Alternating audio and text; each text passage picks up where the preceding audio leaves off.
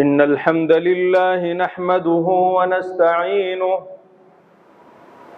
ونستغفره ونؤمن به ونتوكل عليه ونعوذ بالله من شرور أنفسنا ومن سيئات أعمالنا من يهده الله فلا مضل له ومن يضلل فلا هادي له وأشهد أن لا إله إلا الله وحده لا شريك له وأشهد أن محمدًا عبده ورسوله أما بعد فإن خير الحديث كتاب الله وخير الهدي هدي محمد صلى الله عليه وسلم وشر الأمور محدثاتها وكل محدثة بدعة وكل بدعة ضلالة وكل ضلالة في النار فاعوذ بالله السميع العليم من الشيطان الرجيم بسم الله الرحمن الرحيم يا أيها الذين آمنوا اتقوا الله حق تقاته ولا تموتن إلا وأنتم مسلمون يا أيها الناس اتقوا ربكم الذي خلقكم من نفس واحدة وخلق منها زوجها وبث منهما رجالا كثيرا ونساء واتقوا الله الذي تساءلون به والأرحام إن الله كان عليكم رقيبا يا أيها الذين آمنوا اتقوا الله وقولوا قولا سديدا يصلح لكم أعمالكم ويغفر لكم ذنوبكم ومن يطع الله ورسوله فقد فاز فوزا عظيما وقال جل وعلا في موضع آخر والسابقون الأولون من المهاجرين والأنصار الذين اتبعوه. تمام قسم کی تعریفات صرف اللہ رب العزت والجلال کے لیے ہے،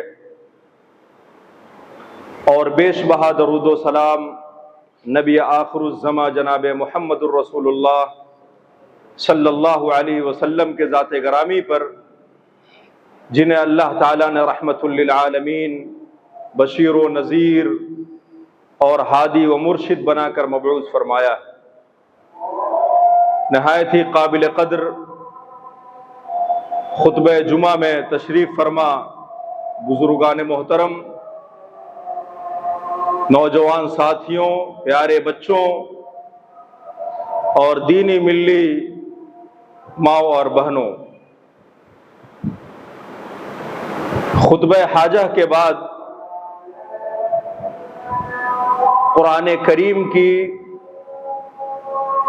جس آیت کریمہ کا ابتدائی ٹکڑا آپ کے سامنے پیش کیا ہے، اسی تناظر میں کچھ باتیں آپ کے سامنے رکھنے کی کوشش کروں گا۔ یہ آیت کریمہ جس کو ابھی آپ تمام لوگوں نے سماعت فرمایا ہے، اس کے اندر اللہ رب العزت والجلال نے دنیا کی سب سے بہتر جماعت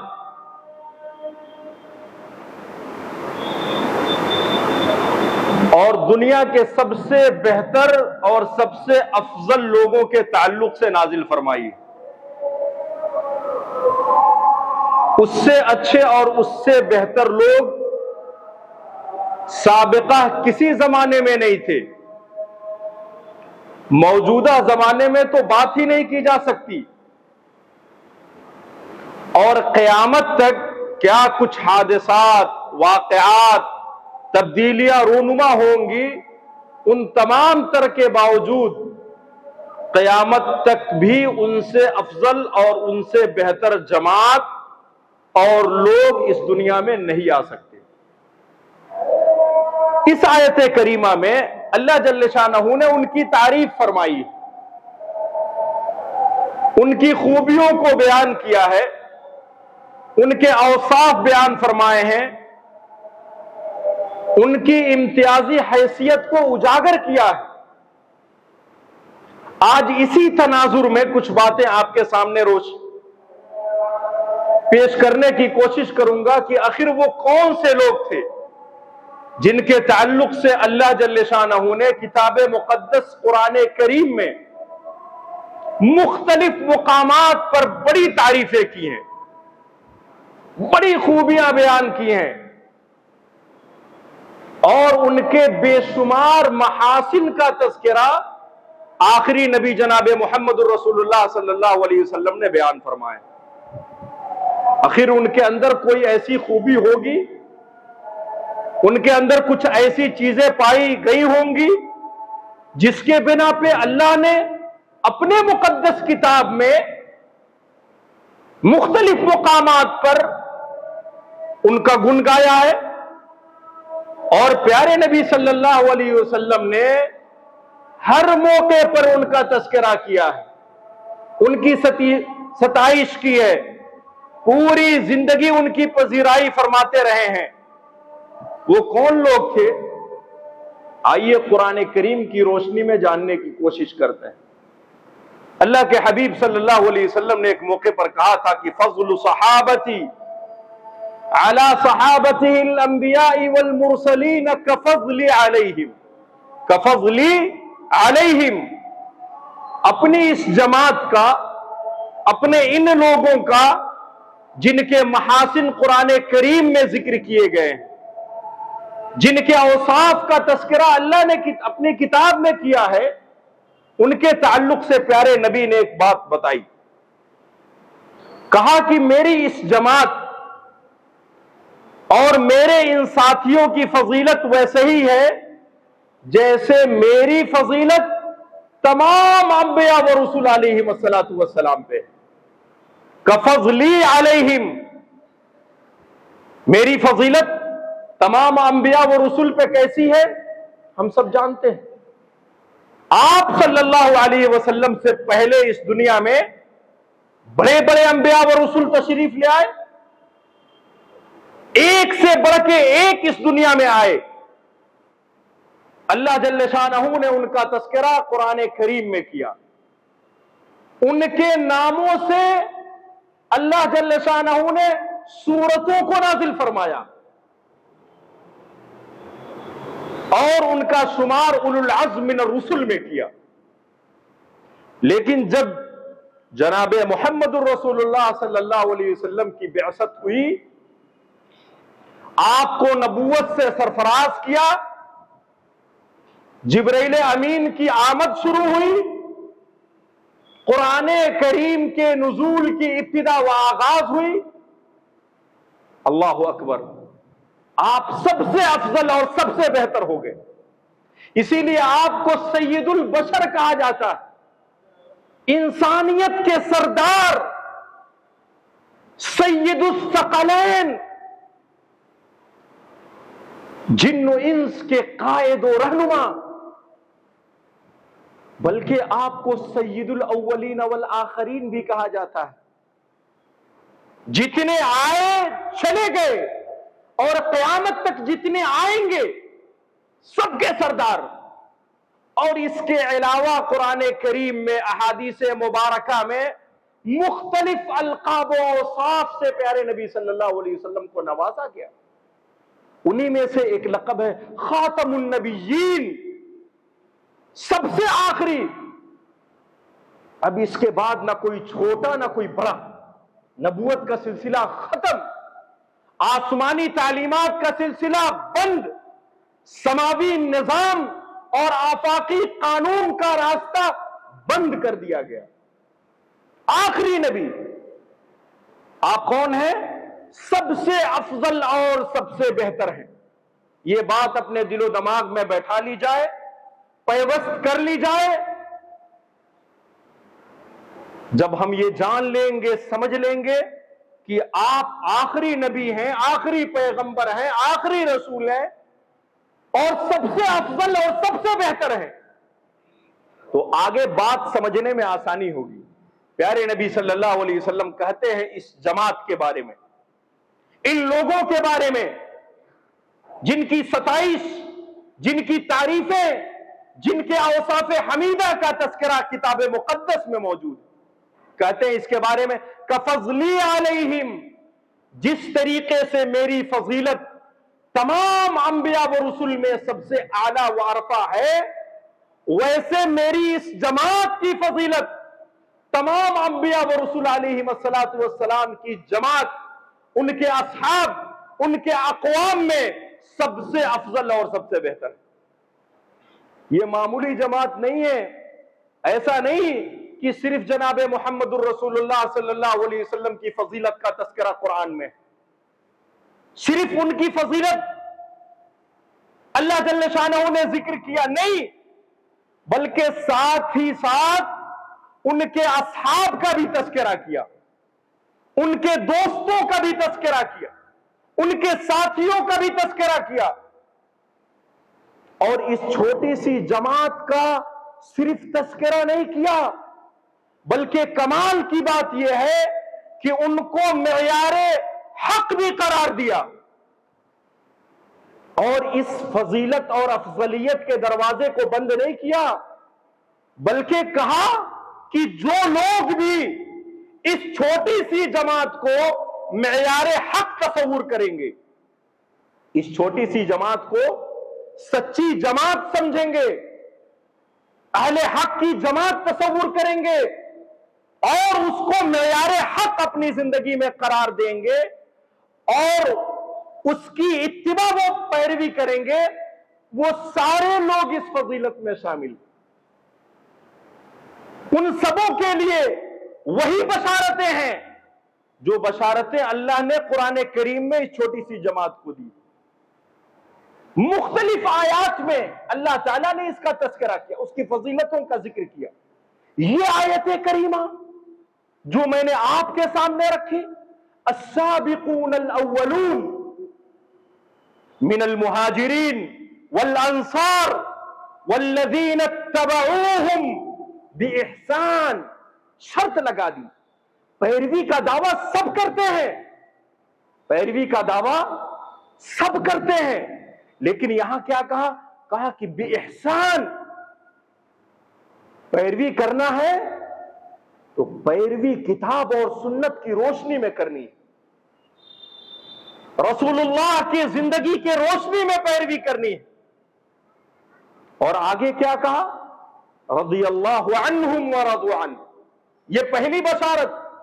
دوسری بشارت وَأَعَدَّ لَهُمْ جَنَّاتٍ تَجْرِي تَحْتَهَا الْأَنْهَارُ خَالِدِينَ فِيهَا أَبَدًا، یہ دوسری بشارت۔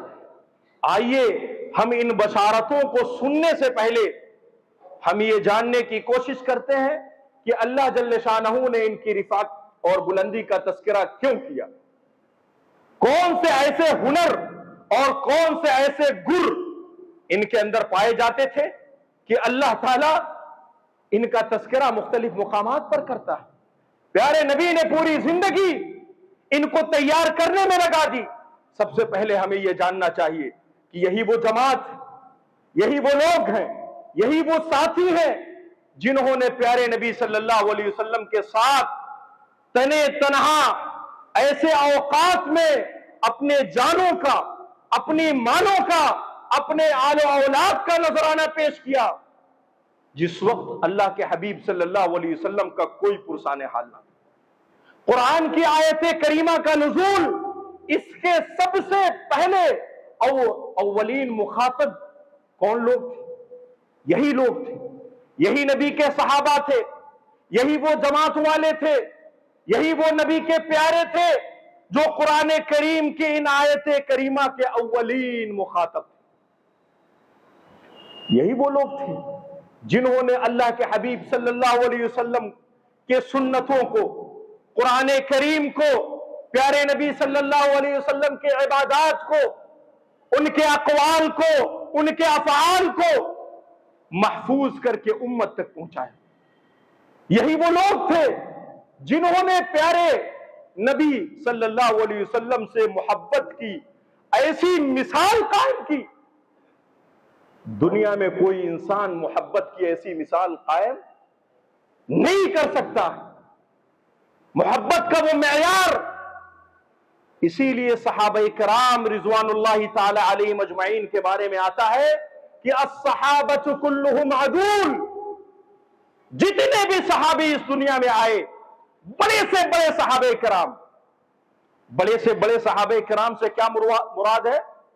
ابو بکر صدیق، جن کا مقام اور رتبہ انبیاء و رسول کے بعد ایک نمبر پہ آتا ہے۔ کون ہے ایک نمبر پہ؟ ابو بکر صدیق، سب سے بڑے صحابی، اس جماعت میں سب سے بڑا رتبہ سیدنا ابو بکر صدیق۔ نمبر 2 عمر ابن الخطاب، نمبر 3، نمبر 4 خلفائے اربعہ، سب سے بڑا مقام۔ اس کے بعد مراتب ہیں، 10 مبشرین بالجنہ ہے۔ اللہ کے حبیب نے اس روئے زمین پر رہتے ہوئے اپنے زبان مبارک سے جن لوگوں کو جنت کی بشارت دی، ان کا مقام اور مرتبہ ہے۔ بدری صحابہ ہیں، بیعت رضوان والے ہیں، لمبی فہرست ہے۔ یہ کیا ہے؟ یہ بڑے بڑے انبیاء کرام علیہم الصلوۃ والسلام جو بڑے قسم پرسی کے عالم میں اسلام کے عالم کو، اس کے جھنڈے کو چپے چپے میں گڑا، اسلام کی نشر و اشاعت کی، اللہ کے پیغام اور رسول کی رسالت کو دنیا کے کونے کونے تک اپنے جانوں کو قربان کر کے اپنے آل و اولاد کو چھوڑ کے پہنچایا، اور محبت کی ایسی مثال قائم کی جس کی نظیر اس دنیا میں نہیں مل سکتی۔ اسی لیے کہا گیا الصحابۃ کلہم عدول، کسی ایک صحابی کے بارے میں، کس کے بارے میں؟ ابو بکر صدیق کے بارے میں نہیں، خلفائے اربعہ کے بارے میں نہیں، 10 مبشرین بالجنہ کے بارے میں نہیں، بدری صحابہ کے بارے میں نہیں، بیعت رضوان والوں کے بارے میں نہیں، کس کے بارے میں؟ اس صحابی کے بارے میں جس کو آپ جانتے بھی نہیں ہیں، اور صحابہ کی اس پوری جماعت میں سب سے چھوٹا مقام ہے۔ اور تو اور میں یہ بتاؤں کہ آپ اس چھوٹے صحابی کے بارے میں یہ بھی جانتے ہو کہ یہ فلاں گناہ کرتا تھا، اس کے اندر فلاں کمی پائی جاتی تھی، کبیرہ اور صغیرہ گناہ کا یہ صحابی مرتکب تھا۔ آپ اگر جانتے بھی ہوں تو شریعت نے زبان درازی کرنے، بلکہ زبان درازی تو بہت دور کی بات، اس ادنا معمولی صحابی کے تعلق سے بھی دل و دماغ میں کسی قسم کا وسوسہ پیدا کرنے کی اجازت شریعت نے نہیں دی۔ کہا الصحابۃ کلہم عدول، جتنے بھی صحابی ہیں، سیدنا ابو بکر صدیق سے لے کے آخری صحابی جو اس دنیا سے سن 110 ہجری میں رخصت ہوئے، کسی ایک کے بارے میں بھی زبان کھولنے کی اجازت نہیں، قلم چلانے کی اجازت نہیں، دل و دماغ میں وسوسہ پیدا کرنے کی اجازت نہیں ہے۔ اس دروازے کو بند کیا شریعت نے، کہا نہیں، ان کے بارے میں تمہیں سوچنے کی بھی اجازت نہیں، تم سوچ بھی نہیں سکتے ان کے تعلق سے غلط۔ اگر غلط تم نے سوچا تو تم ایمان سے نکلتے جاؤ گے۔ اگر ان کے بارے میں غلط خیالات، غلط نظریات، غلط عقائد، غلط افکار اگر تمہارے دل و دماغ میں پیدا ہونے لگے تو پھر تم مسلمان بچے نہیں، چونکہ یہی معیار حق ہے۔ قرآن نے ان کے بارے میں کہا فَإِنْ آمَنُوا بِمِثْلِ مَا آمَنْتُمْ بِهِ فَقَدْ اهْتَدَوْا، اگر تم اپنے ایمان کو چست اور درست بنانا چاہتے ہو، اپنے ایمان کو نبی کے ایمان کی طرح بنانا چاہتے ہو، تو یہ دیکھو کہ تمہارا ایمان صحابہ کی ایمان کی طرح ہے یا نہیں۔ فَإِنْ آمَنُوا بِمِثْلِ مَا آمَنْتُمْ بِهِ، اگر تمہارا ایمان، تمہارا عقیدہ، تمہارا نظریہ، تمہارا منہج، تمہارا طور و طریقہ اور تمہاری عبادتیں اگر صحابہ کی اس جماعت کی طرح ہے فَقَدْ اهْتَدَوْا، پھر اس کا مطلب تم جنت کے راستے پہ ہو۔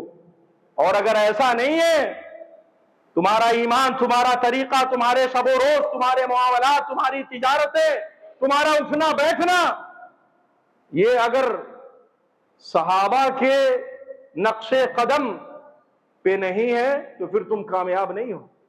جنت بہت دور کی بات ہے، جنت بہت دور کی بات ہے، جنت کی خوشبو بھی تمہارے قریب نہیں آ پائے گی۔ آئیے بات محبت کی آئی ہے تو ایک واقعہ ذہن میں آتا ہے، بڑا حسین اور بڑا پیارا واقعہ ہے، سننے والوں کے لیے بہت ساری عبرتیں، ایمان کو تازگی بخشنے والوں کے لیے بے شمار اس کے اندر نصیحتیں ہیں۔ بخاری شریف کی روایت ہے، امام بخاری نے غالباً اس حدیث کو کتاب الحدود میں نقل کیا ہے۔ یہ اپنے آپ میں ایک دلچسپ واقعہ ہے کہ امام بخاری نے کس انداز سے اس حدیث کا، اس واقعے کا تذکرہ کیا۔ ایک صحابی ہے، لمبی حدیث ہے، مختصر طور پہ میں پیش کرنا چاہتا ہوں کہ اللہ نے ان کے رتبے کو کس انداز سے اور کن بنیادوں پہ بلند کیا ہے۔ ایک چھوٹی سی مثال محبت کی، ہم بڑا عشق کرتے ہیں، بڑا عشق کا نعرہ لگاتے ہیں، عاشق رسول کہتے ہیں، ذرا اس کے عشق کو دیکھیے، اس صحابی کے پیار کو دیکھیے، اس صحابی کے محبت کو دیکھیے۔ بخاری شریف کے الفاظ ہے، غور سے سنیے گا، لمبی روایت ہے، مختصر طور پہ آپ کے سامنے رکھتا ہوں۔ حدیث کے الفاظ ہیں، ایک آدمی تھا، کان اسمہ عبداللہ، اس کو لوگ کہتے تھے عبداللہ، اس کا نام ہی عبداللہ تھا۔ وکان یلقب بالحمار، اور لوگ اس کو کہتے تھے کہ گدھا ہے، جیسے اپنے یہاں کہتے ہیں نا کسی کو موٹو ہے، چھوٹو ہے، کالا ہے، گورا ہے، چپٹا ہے، لوگ خاندانی نام دے دیتے ہیں۔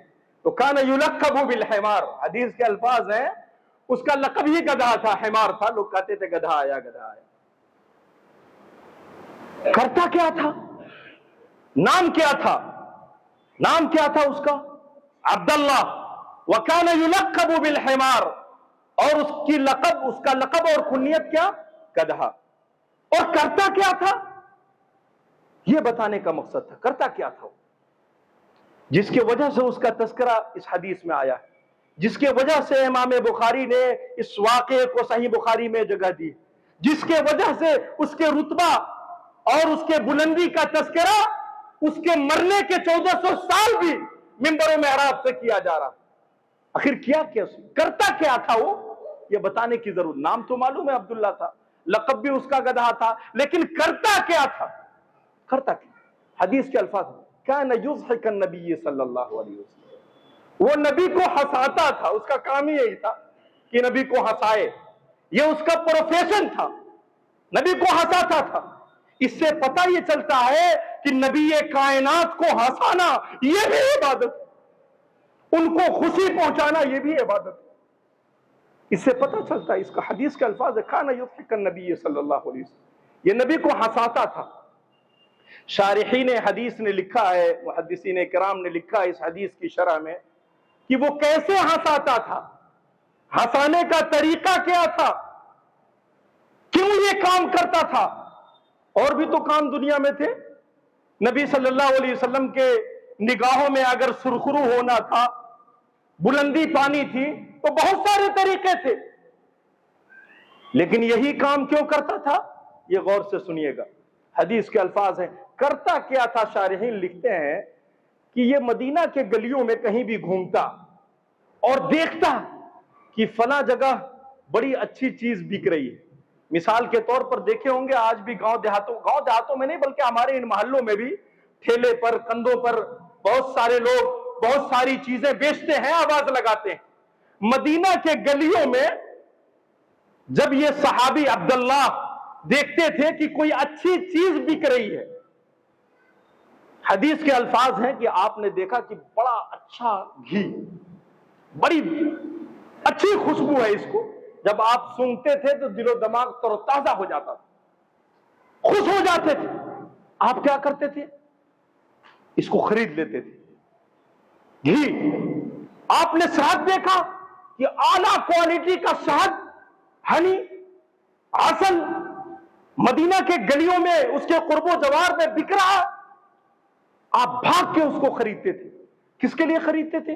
نبی علیہ الصلوۃ والسلام کے لیے. اور کیا کرتے تھے؟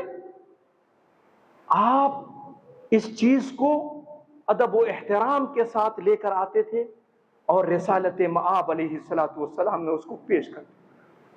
عاجزی کے ساتھ آپ اس ہدیہ کو پیش فرماتے، کہتے آپ قبول کر لیجیے، آپ کے لیے میں نے سب سے اچھی گھی خریدی، سب سے اچھا شہد خریدا ہے.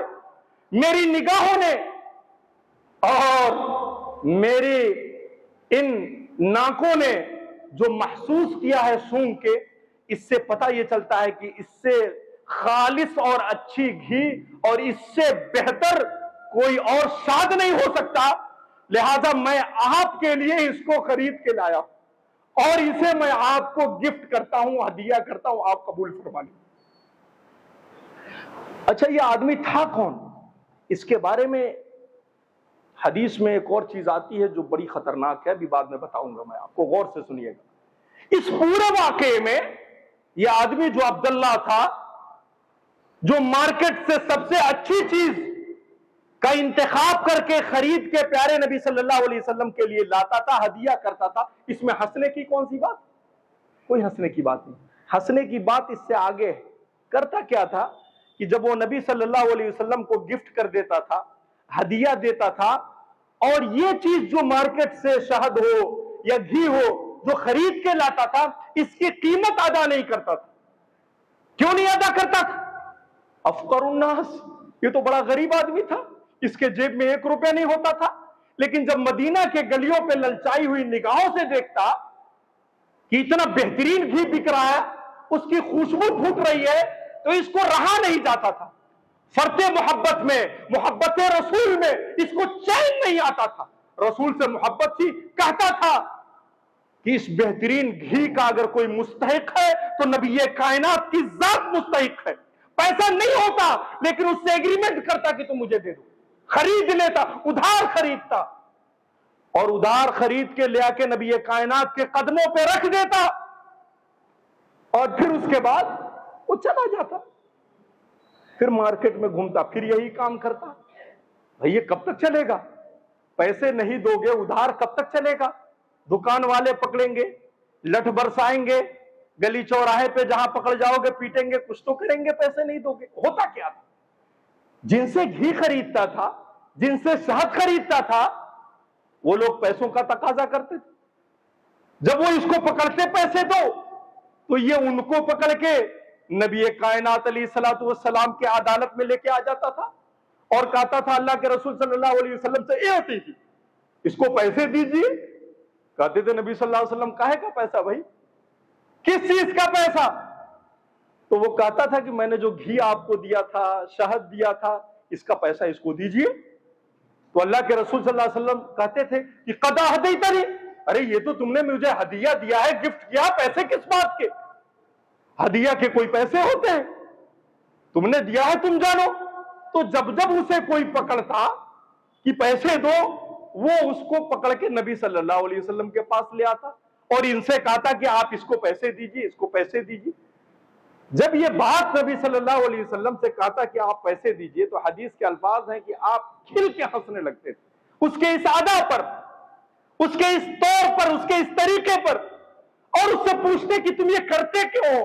یہ بتانا مقصد تھا کہ تم ایسا کرتے کیوں ہو. جب تمہارے پاس پیسے نہیں ہیں تو تم خریدتے کیوں ہو؟ جب تمہارے پاس پیسے نہیں ہیں، لوگ تم سے تقاضا کرتے ہیں، پریشان کرتے ہیں، پھر تم اس کو پکڑ کے میرے پاس لاتے ہو اور کہتے ہو کہ ہوتی ہی اس کو پیسہ دے دیجیے. نبی صلی اللہ علیہ وسلم پھوٹ کے ہنسنے لگتے تھے، کھل کے ہنسنے لگتے تھے اور کہتے تھے یہ کرتے کیوں ہیں؟ تو کہتا تھا واللہ قد احببت، اے اللہ کے رسول صلی اللہ علیہ وسلم، میں آپ سے ٹوٹ کے محبت کرتا ہوں. لہذا یہ نگاہیں جب روئے زمین پر کسی اچھی چیز کو دیکھتی ہیں تو میں یہ چاہتا ہوں کہ یہ اچھی چیز آپ کھائیں۔ میری یہ نگاہیں چاہتی ہیں کہ میں آپ کو دنیا کی سب سے اچھی چیز کھاتے ہوئے دیکھوں، پیتے ہوئے دیکھوں۔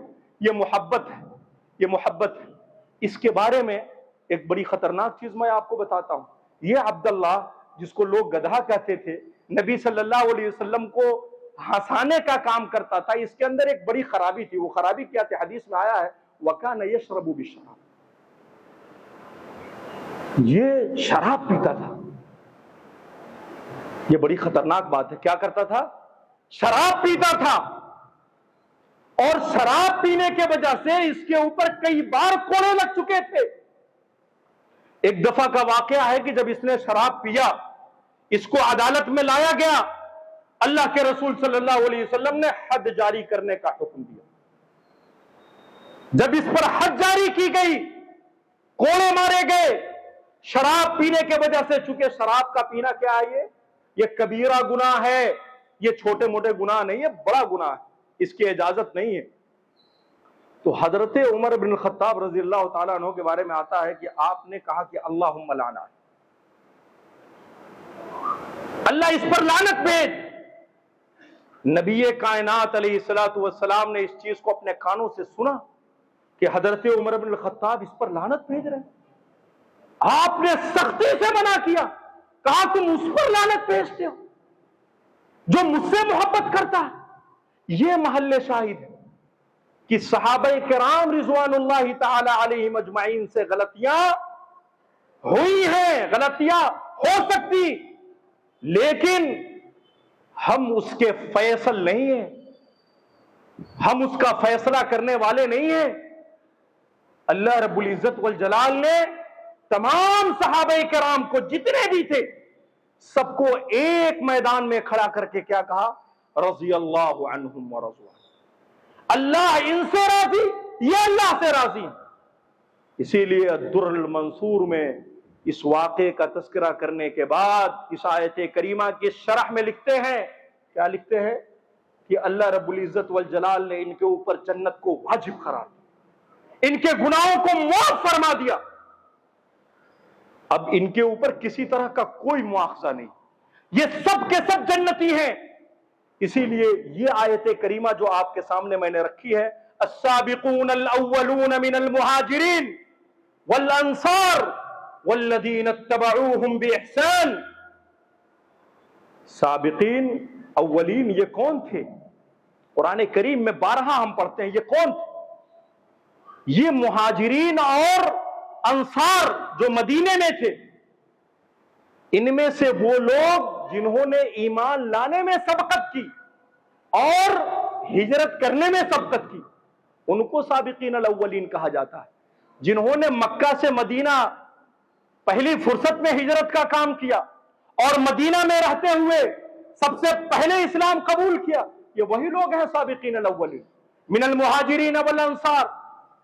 آگے کیا کہا اللہ نے؟ والذین اتبعوہم باحسان، اور جن لوگوں نے ان کی پیروی کی، کن کی پیروی؟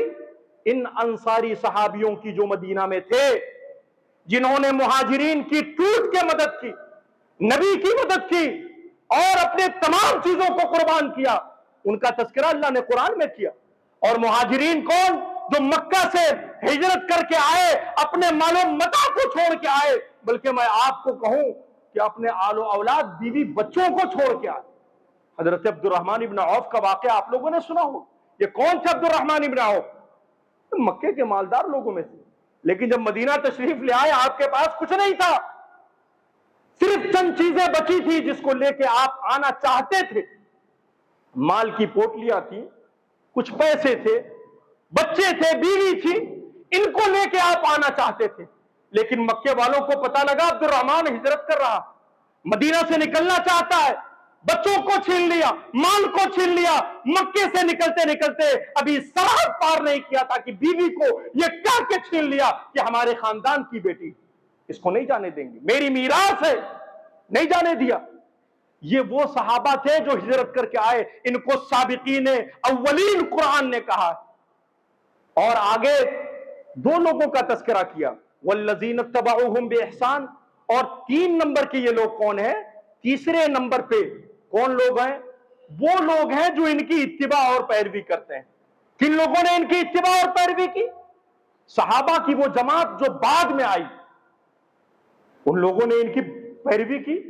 پھر اس کے بعد تابعین کی جماعت آئی، اتباع تابعین کی جماعت آئی، اور قیامت تک جتنے لوگ سابقین الاولین کے نقش قدم پر چلیں گے ان سبوں کے لیے بشارت ہے۔ اللہ تعالیٰ نے 3 قسم کے لوگوں کا تذکرہ کیا ہے، مہاجرین، انصار، اور جو لوگ ان دونوں کے راستے پہ چلیں گے۔ اور بشارتیں کیا سنائی ہیں؟ 2 بڑی بشارتیں اس آیت کریمہ میں سنائی۔ نمبر 1، رضی اللہ عنہم ورضوا عنہ، اللہ ان سے راضی اور یہ اللہ سے راضی، یہ نمبر 1۔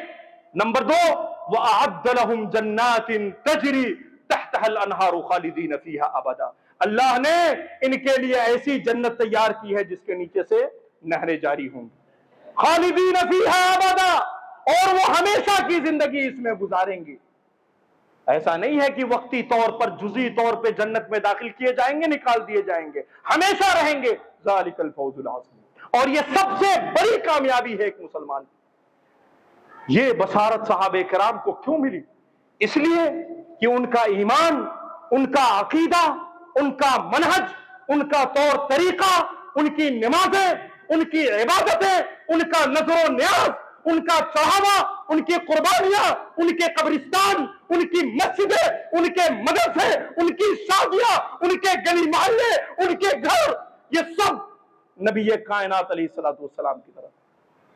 اس لیے قرآن کریم میں ان کی بشارت دی گئی، اس لیے جنت کو ان کے لیے سجایا گیا ہے، اور اسی لیے نبی نے کہا کہ لا تسبوا اصحابی، میرے صحابہ کو گالی مت دو، میرے صحابہ کو گالی مت دو۔ لو ان احدکم انفق مثل احد ذهب لما بلغ مد نصیفہ، کہ اگر تم میں سے کوئی آدمی احد پہاڑ کے برابر سونا خرچ کرے، یہ معمولی بات نہیں ہے، احد پہاڑ یہ 7 کلومیٹر پہ پھیلا ہوا ہے اور 1 کلومیٹر اس کی اونچائی ہے۔ اگر اتنا بڑا چٹان پہاڑ سونے کا اگر تم اللہ کے راہ میں خرچ کر دو، اور یہ صحابہ کرام میں سے اگر کسی صحابی نے 1 مٹھی اگر جو دے دیا ہو تو اس کا 1 مٹھی یہ جو، 1 مٹھی یہ کھجور، 1 مٹھی یہ پنیر 7 کلومیٹر پھیلے سونے کے اس پہاڑ کا مقابلہ نہیں کر سکتا۔ سونے کا یہ پہاڑ مقابلہ نہیں کر سکتا 1 مٹھی جو کا۔ اتنا دم تھا، اتنی قوت تھی، اتنی محبت تھی، ایمان اور عقیدت اس قدر ان کے سینوں میں، رگوں رگوں میں پیوست تھی۔ اس لیے ضرورت اس بات کی ہے کہ محرم الحرام کے مہینے میں اپنے ضمیروں کو جگایا جائے، صحابہ سے عقیدت کی جائے، صحابہ سے محبت کی جائے، اپنے بچوں کے دل و دماغ میں ابو بکر صدیق، عمر بن الخطاب، عثمان و علی سے محبت کا درس دیا جائے، ان کو بتایا جائے یہ صحابہ کون تھے۔ اگر یہ صحابہ نہ ہوتے آج ہم مسجد میں اللہ کی قسم نہ بیٹھے ہوتے، اگر یہ صحابہ نہ ہوتے تو یہ مدرسے نہ ہوتی، اگر یہ صحابہ نہ ہوتے تو روئے زمین پر امن و امان نہ ہوتا، اگر یہ صحابہ نہ ہوتے تو ہم جانوروں سے بدتر ہوتے۔ یہ صحابہ کی دین ہے کہ ہماری مسجدیں، ہماری نمازیں، ہمارے شادی بیاہ اور ہمارے تمام معاملات اس قدر صاف و شفاف ہے۔ ضرورت اس بات کی ہے کہ اپنے سینے میں صحابہ کی محبت کو جگایا جائے، اپنے سینے میں صحابہ کرام کی عقیدت کو جگایا جائے، اور امت تک یہ پیغام پہنچایا جائے کہ صحابہ کے بغیر تم مسلمان نہیں ہو سکتے، صحابہ کے بغیر تمہارا ایمان مکمل نہیں ہو سکتا، صحابہ سے عقیدت کے بغیر تم نبی کے سچے اور حقیقی وارث نہیں ہو سکتے۔ اللہ جل شانہ سے دعا ہے کہ رب العالمین کہنے سے زیادہ عمل کرنے کی توفیق ارزانی فرما دے۔ رب العالمین جو لوگ بیمار ہیں ان کو شفائے کامل عاجل عطا فرما دے۔ رب العالمین جو لوگ مقروض ہیں اللہ ان کے قرض کی ادائیگی کی توفیق اور سبیل عطا فرما دے۔ رب العالمین جو لوگ روزی روٹی کے لیے پریشان حال ہیں رب العالمین ان کے لیے راستے کھول دے۔ رب العالمین جو لوگ تعلیم کے لیے در در کی ٹھوکریں کھا رہے ہیں ان کے لیے وسائل مہیا فرما دے۔ رب العالمین مسلمان جہاں کہیں بھی پریشان ہے غیبی مدد فرما دے، ان کے تکالیف کو، ان کے پریشانیوں کو، ان کے مصیبتوں کو تو دور فرما دے۔ رب العالمین ہم گناہگار ہیں، ہم خطا کار ہیں، دنیا ہم پر ٹوٹ پڑی ہے، لیکن تیری رحمت بڑی وسیع ہے۔ رب العالمین اپنے رحمتوں سے ہم سب کو ڈھانپ لے۔ رب العالمین جب تک زندہ رکھ، صحیح اسلامی عقیدے پر زندہ رکھ، اور جب ہمارا خاتمہ ہو تو خاتمہ بالخیر ہو۔ وآخر دعوانا ان الحمدللہ رب العالمین۔